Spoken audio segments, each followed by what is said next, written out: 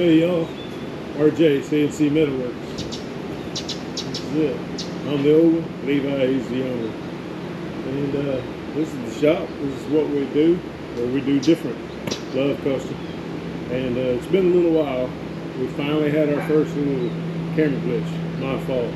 Technology, and I tend to go at things like I'm trying to tear down a big block. Cameras are real little, the little chip in the GoPro's real little. My boy, he's really sharp with technology. If it wasn't for him, I wouldn't be YouTubing nothing. He does all the trick stuff like editing and making this stuff come to you guys. So, I messed up. There's a huge loop of time because of lost video.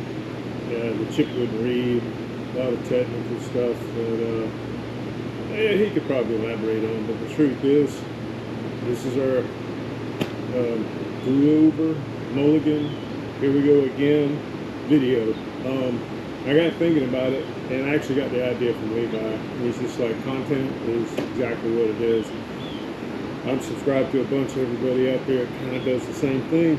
It's a lot of fun to just see how people are doing and working on stuff. There's gals out there, like, you know, they're just doing it, and I admire that so much, because anybody that's just trying to do this stuff and struggling through the good and the bad of it, and getting somewhere in it and still find the joy in it, that's awesome. And I've been doing this my whole life. My father used to tell me since I was 9 years old, my babysitter was putting Bondo on the back of the 39 Plymouth. Kind of corny, funny, but those stories you hang on to because it's part of your life. So that's when I realized, well, this week, whether you like it or not, and I'm the only view to watch it, it'd be kind of interesting just to see what a week's like around here. And this is Monday morning, and I'm gonna go to work. This is how I make my living. Welcome back to CNC Metalworks.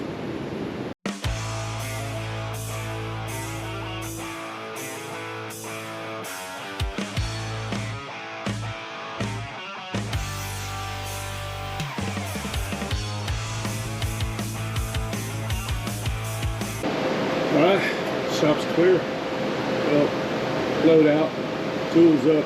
I like to organize on Monday morning. As we go through the whole week. Probably like mental floss of some kind, but anyway, it's where I plan and push forward, because I look like I jump around, but there's a lot that has to be done in this project. So I do make a plan, and I try to push through. And you guys will see some of that for what it's worth. So a little bit of everything gets hit around here during the course of the week. Like I said, we'll just see how it winds up Monday morning.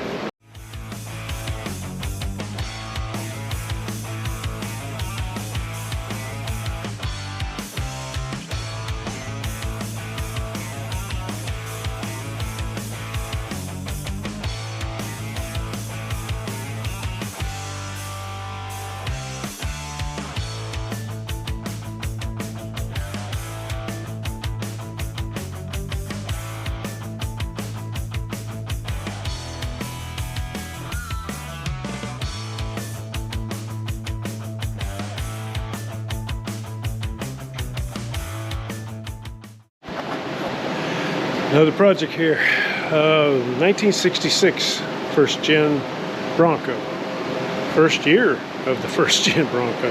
This was actually a 289 V8 Bronco, pretty cool, really rough. It was a hunting buggy for a long time, found out in the woods, but we're gonna get started on this thing. Just wanted to show you the very initial part of this. I like to just clean off the tops of the frame, even though we got a lot to do to it. Everything that was in the way and the actual attachment itself, we clean the tops off. We put a little bit of Rust-Oleum down just to kind of give it a bed. Mostly because the frame is literally the best thing I can use for a jig. It's been unmolested, it's never been a hit, really cool. It trammed out, which is a 3X measurement, one long X measurement. So the frame is actually our best jig for this project. As you can see, we have a lot of rough areas. We actually, even though most of it's missing, we actually went ahead and pre-cut out a lot of the really bad stuff. Obviously, we'll have an all-new custom-built floor and a lot of other custom features. This thing's bad enough to where it's not worth the money to do a restoration per se. It would be cool because it was a true red on red 289, 1 year only, or well, first year anyway, 66 like we said.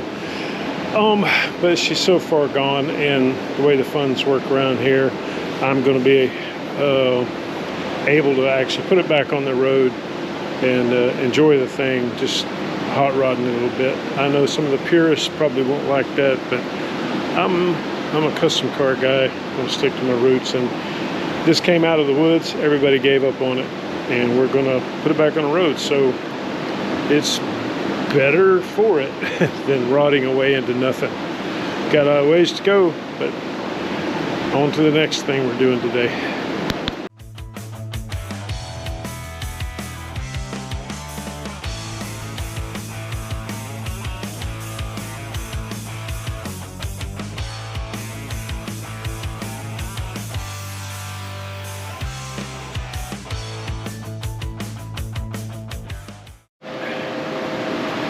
All right, little one-man operation tip right here. I get these after Christmas at the China Freight store.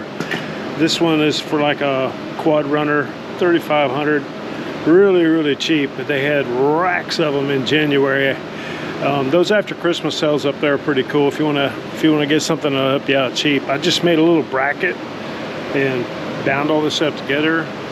We use 20 amps off the battery charger, and as y'all can see, it helps me not only pull uphill but bring this stuff in. It sure saves a lot of push time. Y'all might remember the first gen Bronco project. Those that follow know, because we did a video on it kicking it out. But we've got the inside triangles done now, and our upper racks finished up, all the lower stuff finished up on both ends.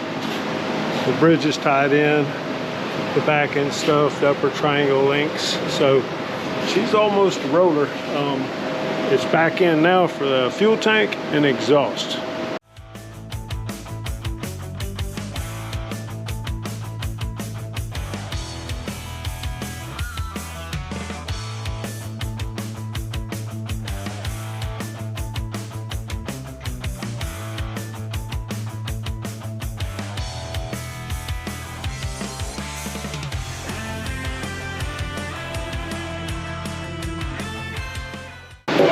Something else coming in on the engine window, weight limit. That truck back there, well, we're going to the overhead box. That's the stash box. Put your sunglasses in, kind of divides and splits up the headline. And we wanted to kind of keep this little Art Deco line. We got some stuff going on here. Just going to be a hand piece that does two things. Pulls up the hood liner, which is terrible deciding, especially weight and shape. And at the same time, it's something to look at, and that's it. New sunglasses in it, spare chains, CDs. Kind of cool. Anyway. Do a little body work on it, do a little paint on it, and this way go into your truck and stuff. Close the window.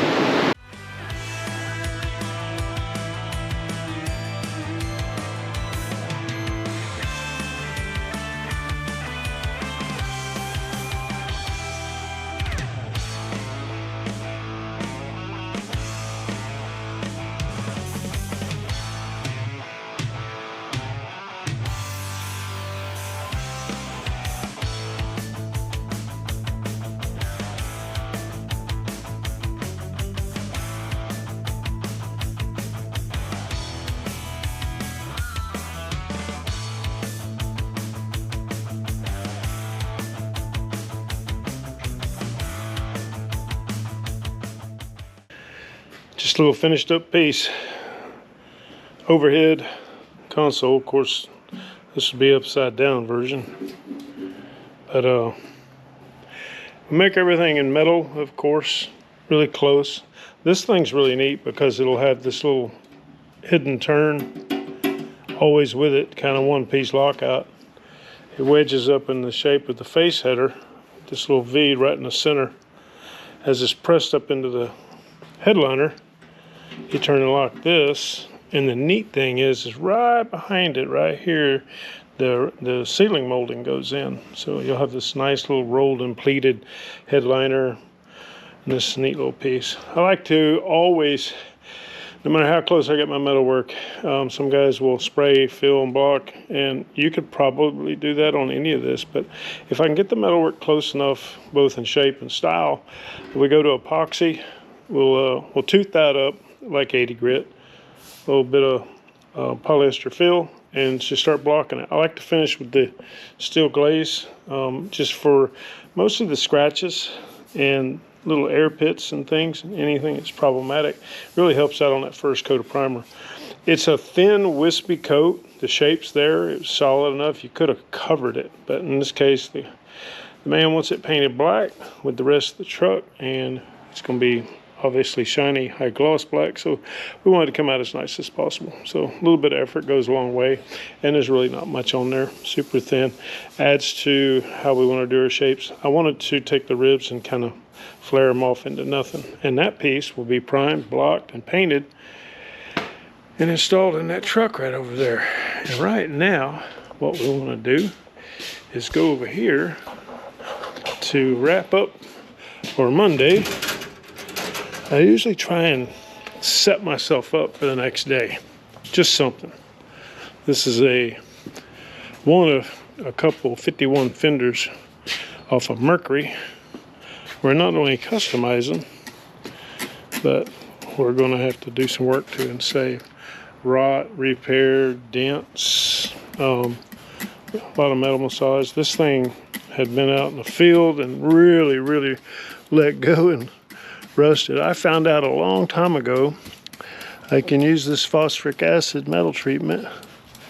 As I prep up, I'll strip sand with our little rolling sander, and like the day before, just let that soak, and we'll run that stripper over it again. And I just put it in a little Zep bottle. Works out pretty good though.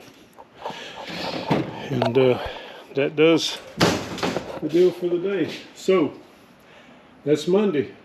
I'll see y'all tomorrow. Hey y'all, Tuesday morning. Here we go. Today, this morning, we get to work on the mystery project. We actually have some things that we do that we work on that folks don't want to see on YouTube, that own it. They have a cool idea of a big debut one day at some major show. Just fine with me. I love working on this stuff. This you will see one day. Just not through the work part of it, but we will show you one day soon. Hope it's going to be a cool ride though, one of a kind. And we're going to work most of our day today on it, so that's why I'm telling y'all, because it's a Tuesday. Here we go.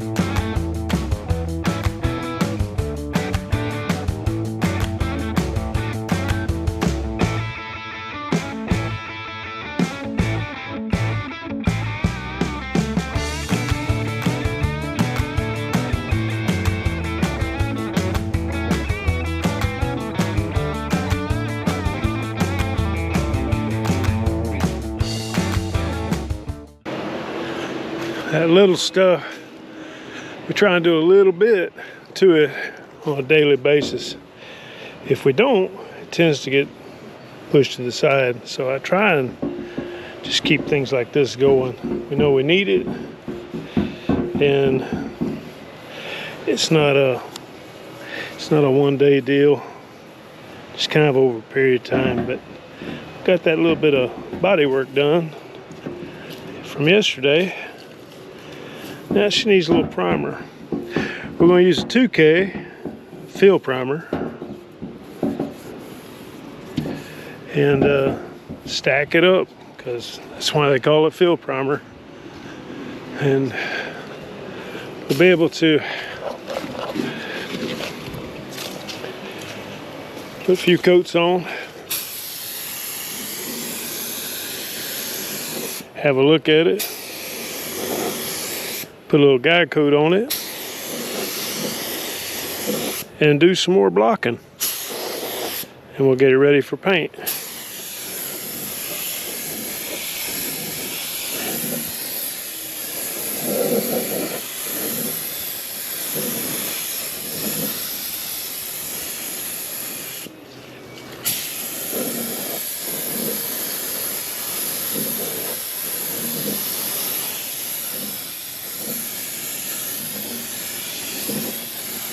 This 2K is from Summit. It's really good stuff. We've been, when I say we, my brother uses it also. We've been messing with this stuff for a little while. It has great adhesion. It fills really well. Doesn't shrink out too bad. Looks pretty good, and you can build it up. But what I really like is the price. Now you got to order it, so you got to kind of figure out how long it's going to take to get you, so you can keep it on hand. We try and keep a gallon kit ahead all the time on this stuff. Anyway, sure saves the money for a really good product. I got to give them a nod on that. Not sponsored, but wish I was.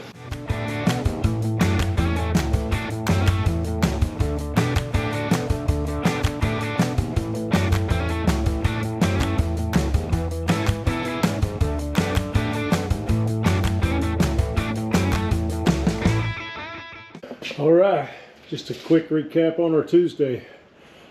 This is the mystery project we talked about. A lot of you guys that know your horse flesh can tell what it is by its shape, but it's what's being done to it that's the big mystery. And unfortunately, we've put the lion's share of our time and effort in this today. I can't show you what's being done to this today because I respect my customer's wishes. The simple truth is he wants to unveil it as one unit one day at some big show, and I'm cool with that, simply due to the fact that I'm blessed to be able to do this for a living for most of my life. And you know, making these folks happy is my goal, and doing what they want, I'm okay with that, because if it wasn't for them, I'd be real hungry. Anyway, we're going to give you a quick recap of some of the things I can show you, because one of the things that you've seen in this video is, as we go over here and we'll look at, I feel like it's okay to show you stuff and how to make things, simply due to the fact that, yeah, this goes on the mystery project, but it's a mystery to what it is to anybody out there. I imagine if somebody could guess it, there'd be a prize in it for them. It'd have to be an accurate guess, though.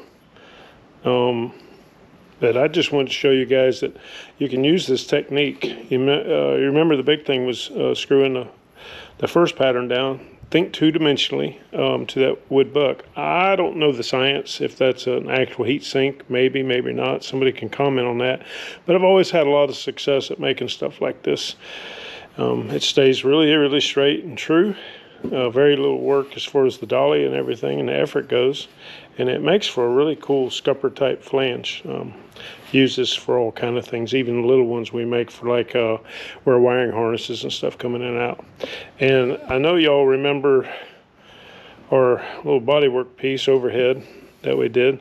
We've got a lot of primer on this ready for its block out sequence, and it'll go through a few more stages, and we'll get it on into paint, and hopefully get to show you that as we go through the week. And I like to try and always finish my day with something that kind of starts the next day. I've got a real good friend of mine that if I draw it up via measurements where I want inlets, exits, whatever we're doing, he makes these fuel tanks out of this really heavy duty aircraft type aluminum. Real quality stuff, really heavy. He claims you can shoot at them. I wouldn't do that, but he's a heck of a aluminum welder, and it's incredibly strong and durable. Most people think when they pick this up, it's already full. It's got fluid in. That's a funny being aluminum. It's not light. It's incredibly well made. We've got our inlet here going over to our cool little, if y'all watch any of the videos and some of the stuff we've talked about before, but we've got one of those little muscle car caps that flush out like so many hot rodders use up top, and it'll funnel down through here and turn and go in. So our fuel system's hid and keeping our quarter clean. Kind of cool. But the reason I like to kind of get ready for the next day, it's just always helped me out. Sometimes it's just laying out a bunch of welders and stuff. I can get like ready for first thing in the morning, get some energy, you're awake, especially when you're getting older. You just kind of jump in there and pick up where you left off. But also figured out a couple of little things I got to do before I make these custom straps that will support this, which is kind of cool from just messing with it right before I shut the whole place down and get ready for hump day. Tomorrow's Wednesday, so we'll see y'all then. Morning, guys. Wednesday, here we go.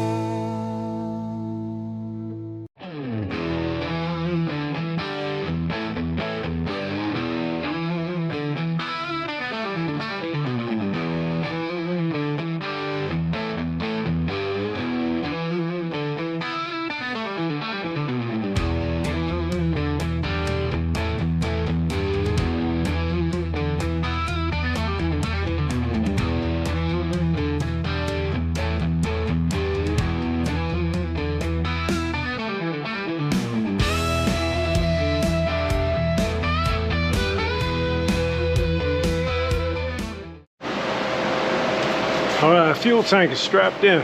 We evened everything up. Keep in mind the measurement from here to here is what we're going after. This little bit of crooked from this distance to here, there'll be a bridge that goes across the top once the body and frame is separated. We're still in the fabricating rough end stage. The whole thing gets blown apart and detailed and everything welded up real nice all the way to paint and back to assembly. But this way, we have our clearances that we checked for earlier and adjustment so we can have gasket material. So it'll be suspended on the gasket material. I like doing the strap thing because any kind of harmonic or vibrations, especially with aluminum tanks, hard mounts over a period of time will tend to crack. So, you know, the strap system has been around a ton of years. This is just a version here. Everything's heavy duty. And once we get our fuel leads and our pump and everything hooked up to this, and I get past the test run stage, and it passes and checks all the boxes, like I said, when we blow it apart, we've got a piece that'll go in and stabilize or square it up. So the next time it gets in and gets loaded, she's where she's going to be, and we're good to go. But came out real well. On to the next thing.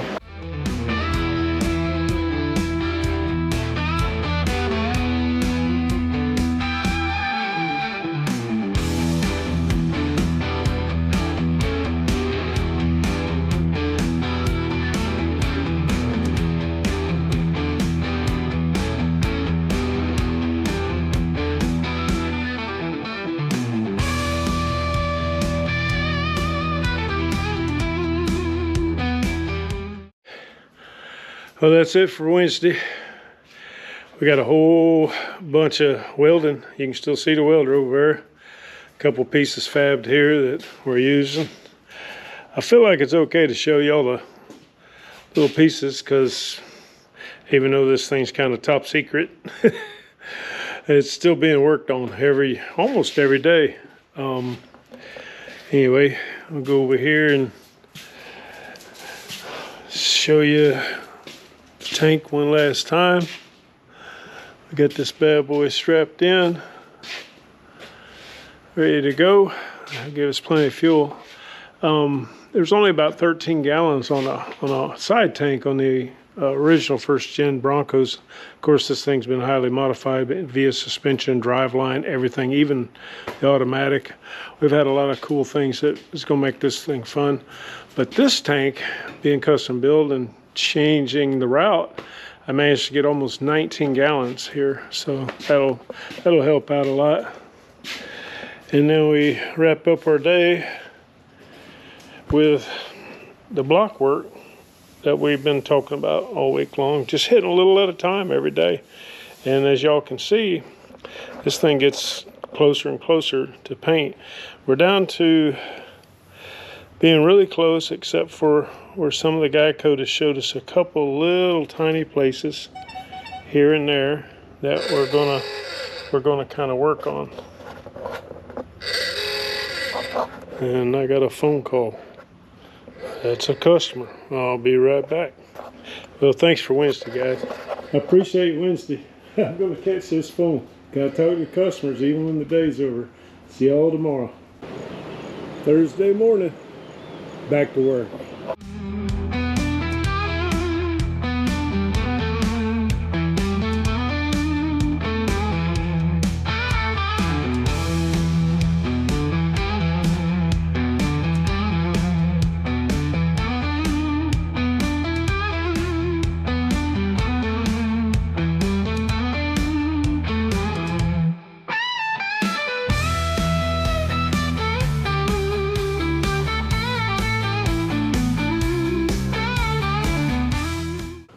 All right, that wraps up Thursday, and it was kind of one of those days that you just work. We got a little bit of fabricating done on the top secret deal. Of course, nobody gets to see that till when, as you know.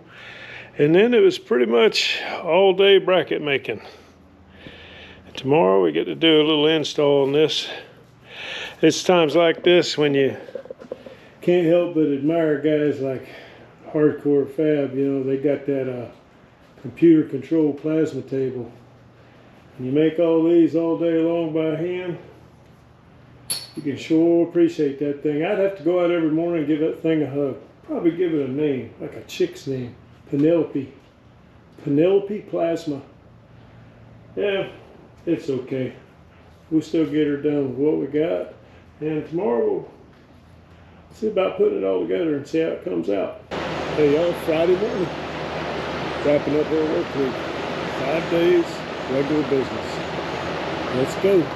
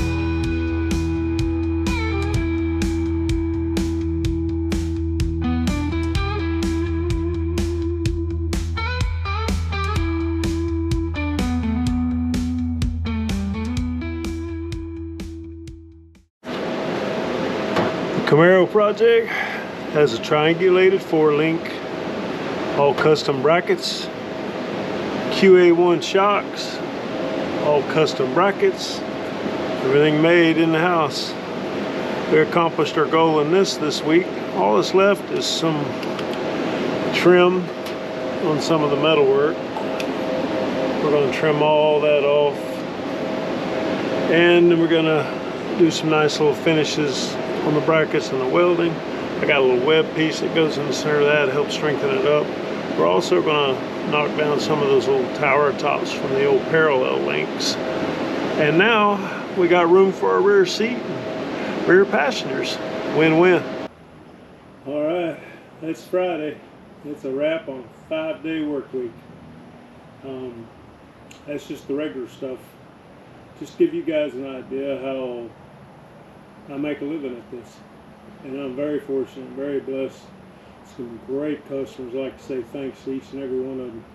You know, it's a lot when somebody gives you a ride and it's their dream car and they got all these ideas, and they still give you the responsibility and pay the way to not only make a living, but you get to help, you know, their dream come true with some cool ride. And I'm really glad I'm a part of that.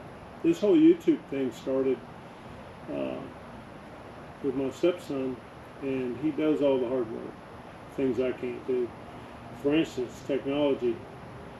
He had to show me all this stuff with the camera and everything, and he does all the editing, and I just want to say thanks to him.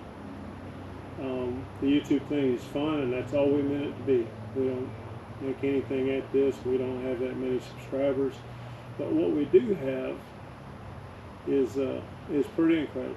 I never thought I'd be talking to people from New Zealand or Germany. It really gives you an idea of not only you're a small part of the car culture, but just how incredible the car culture is in this world. And that's something I'm really tickled with, and happy to be a part of.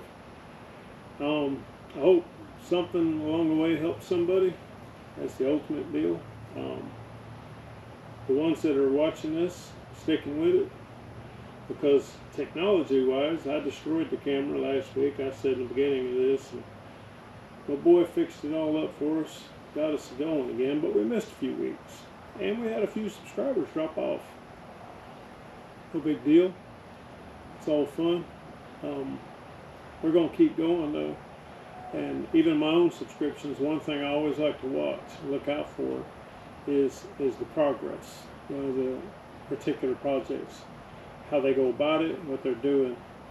And some of my subscriptions, it's amazing. It's just people learning and trying stuff. And some, these guys are masters.